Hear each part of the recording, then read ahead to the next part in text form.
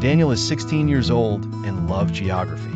Since he was a child, he dreamed about traveling the world. When he finished his last year of school, his parents gave him the best gift, a trip around the world. His first stop was Paris, France.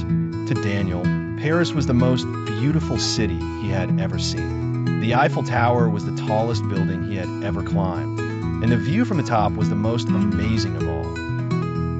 The croissants there were the tastiest breakfast he had during his whole trip. Next, he went to Tokyo, Japan. It was the busiest city he visited. The streets were full of people, lights, and colors. The food was very different, but the ramen was the most delicious meal he had in Asia. The trains were the fastest transport he ever used. After Japan, Daniel flew to Australia.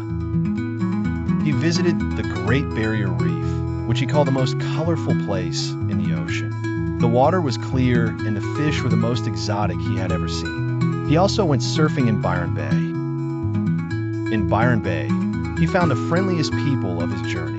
Then, Daniel went to Egypt where he saw the pyramids. He thought they were the oldest buildings he had ever visited.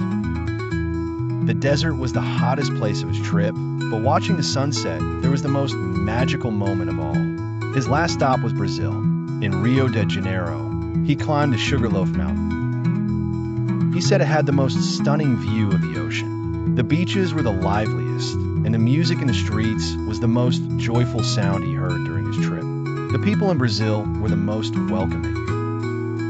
They made him feel at home. When Daniel came back, his friends asked him, "What was the best country you visited?" He smiled and said, "Each place was special, but Brazil was definitely the happiest."